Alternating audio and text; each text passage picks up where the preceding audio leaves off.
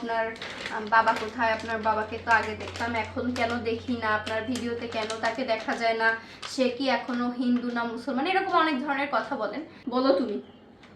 আমি এই কি কব আর ওনার কথা, আমার কোনো ভাষা নাই এ জায়গা, আমি যে কিছু বলবো আমার সে ভাষা নাই। বাবা যেমনই হোক সে তো আমার বাবা, তাকে তো আর ফেলে দিতে পারবো না। যাই হোক, যে যাই করুক, তাকে তার পরিচয় তো আর আমি জীবনে ছিন্ন করতে পারবো না। তাই আমার এলাকারও কিছু কিছু মানুষ আছে যারা আমার বাবাকে বিভিন্ন ধরনের কথা বলে, অনেক অশান্তি করবে, এটা করবে ওটা করবে, তাহলে ওরা আরো ডাবে থাকবে, তারা চাচ্ছে এই দিয়ে।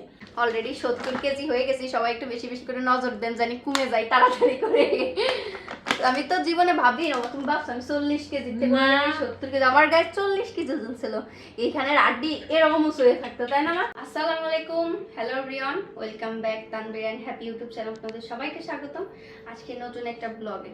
আজকে আমি আপনাদের কিছু কথার উত্তর দিতে আসছি, আর হচ্ছে বাজার থেকে বাজার আনছি, তাই একটু ছোট্ট করে দেখাই আগে কি আনছি আর আপনাদের সঙ্গে কি কথা শেয়ার করব।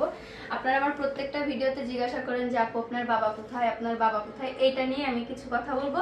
আর আগে প্রথমে দেখাতে কি কি আনছি, আসো দুজনে দেখাই শাড়ি। এই যে একটা বিস্কুট আনছি চা দিয়ে খাওয়ার জন্য, এইগুলো একটা বিস্কুট।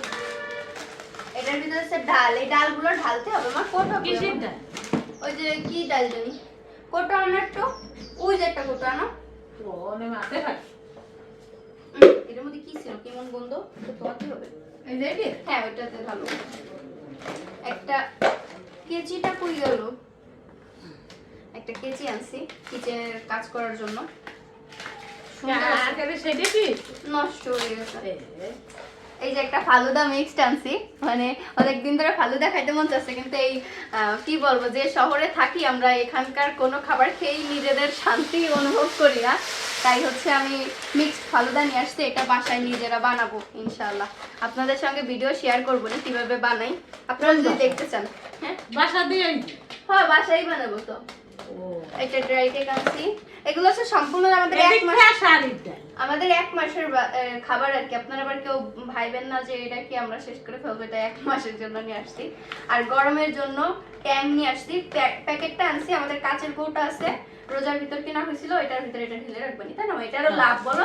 হ্যাঁ ওটাই লস হয়, ওটাই আমার একটা আনিয়ে দেন, আমি তো এই যে সপ্তাহে 2 রোজা। হ্যাঁ আইনে দেবেন, তুমি তো এমনিই খেতে পারবে না, তোমার এক্সট্রা করে আইনে দেওয়ার কি আছে। একটা লাচ্চা সিমাই আছে, কারণ আমরা ঈদেতে সিমাই ওইভাবে খাইতে পারি না অসুস্থতার জন্য।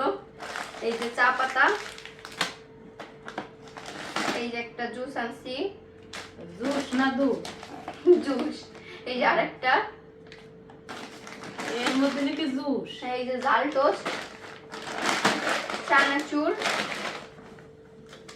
আর এই যে হচ্ছে একটু ড্রিঙ্কস আনছি, মোটা হওয়ার রহস্য। যাই হোক, এটা আর না বলি, অলরেডি 70 কেজি হয়ে গেছি, সবাই একটু বেশি বেশি করে নজর দেন, জানি কমে যাই তাড়াতাড়ি করে। আমি তো জীবনে ভাবি না, তুমি ভাবছো আমি 40 কেজি থেকে 70 কেজি, আমার গায়ে 40 কেজি ওজন ছিল, এখানের আড্ডি এরকম উঁচু হয়ে থাকতো, তাই না? মা ও তো টিকটিকেও নাচতেছে আমার কথা শুনে। না ও তো মিথ্যা, এমনি কিন্তু নাচি উঠছে তো আমার কথা শুনে। এটার দেয় নাই, এটার গিফট আমরা পাইনি, এটা আনতে হবে। এটার সাথে একটা আমরা ওইগুলো আমি সব দুধের কিনে কিনে আমার ঘর ভরে ফেলছি। তা ওটা দেয় নাই কেন? এবার যেদিন যাবো সেদিন হ্যাঁ এটা নিয়ে আসবো, ওই স্লিপটা রেখে দিতে হবে। এই যে আমার 1 মাসের ভিমবার, এই যে নিয়ে আসছি। আর এবার হুলির গুঁড়ো কম আনছি, আমার যে কাজের আপু আছে উনি যে এত পরিমাণে হুলির গুঁড়া শেষ করে, মাসে আমার 5 কেজি লাগে না। এবার আমি হুলির গুঁড়ো তো দেয় আর তো আজ দেখলাম এই যে কয়েকদিন আমার বাসায় বসে কাজ তোমার কাছে দিলাম, তুমি হচ্ছে দিবা মাফে মাফে, কোনো ই নাই কিছু নাই, জুপুত জুপুত করে। এই যে হাসি হচ্ছে 2টা লবণ, 2টা লবণে আমাদের হবে না রে, কারণ আমাদের হচ্ছে এই ছাগল আছে, ওদের লবণ দিয়ে খাওয়ানো লাগে, এই জন্য 2টাই নিয়ে আসছি। এই যে চিনি নিয়ে আসছি 1 কেজি।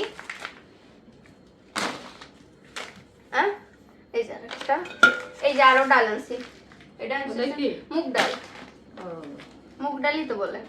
না ওইটা তো তুই খেসারির ডাল, ওই তো আরেকটা কোটোর মধ্যে ওটা রাখতে হবে। ওটার কোটোটা কই আছে, প্রত্যেকটার কোটোই ডাইলে ডাইলে রাখি একবারে, নাইলে মনে থাকবে না রে, বুঝছেন? এই বস এইটা নাও, ভালো কাজ করো।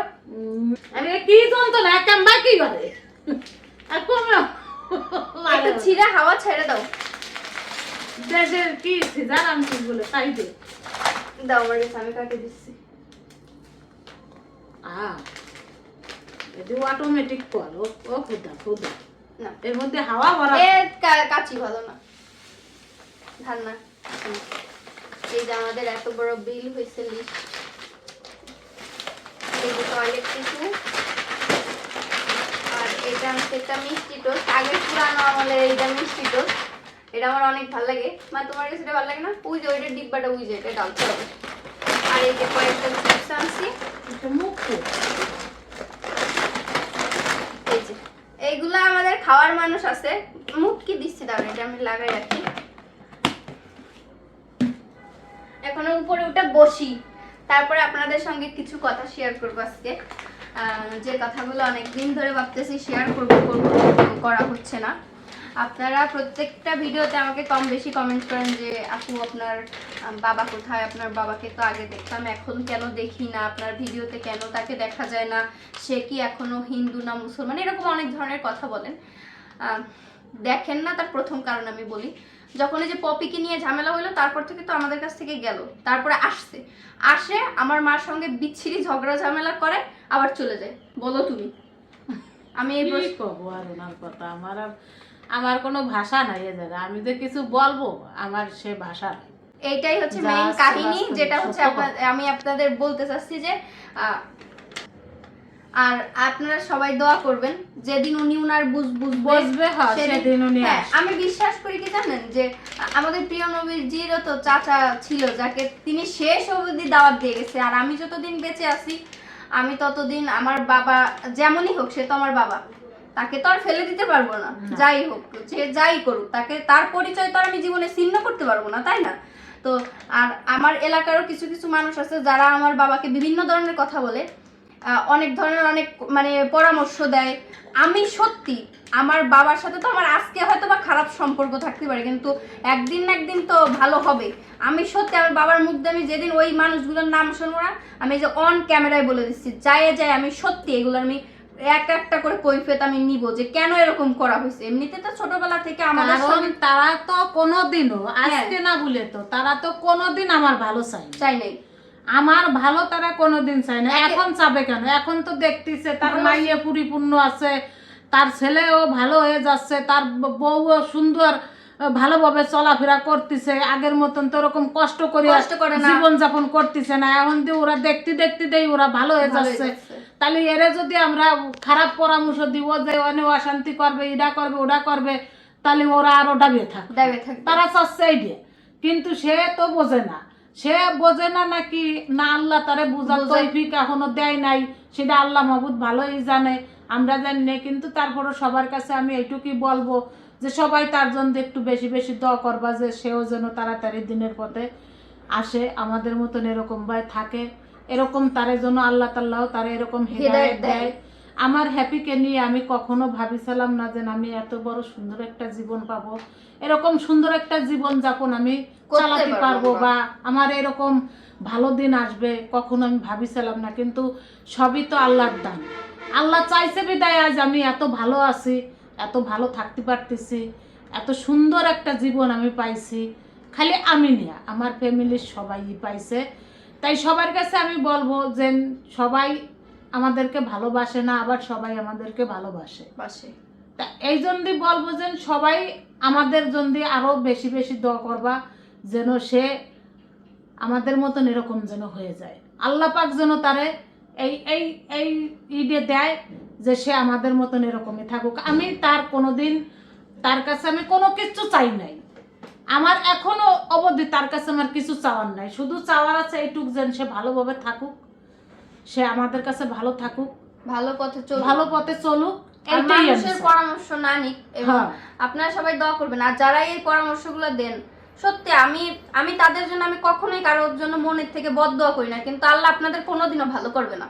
এটা তো 100 বার যে পরের নিন্দা করে, হ্যাঁ আল্লাহ আপনাদের কোনোদিন ভালো করবে না, তাকে কখনো আল্লাহ পছন্দ করে না। এটা আমি জানি। আরেকটা কথা দেখেন, আপনারা আমাদের নিয়ে কত বেশি মানে চিন্তিত বা গবেষণা করেন। আমার বড় মামনি যখন আসলো, আমি ভাবছি আমার কোনো একটা ভিডিওতে আমি বলবো, আমার হয়তো খেয়াল ছিল না, আমি এখন বলতেছি।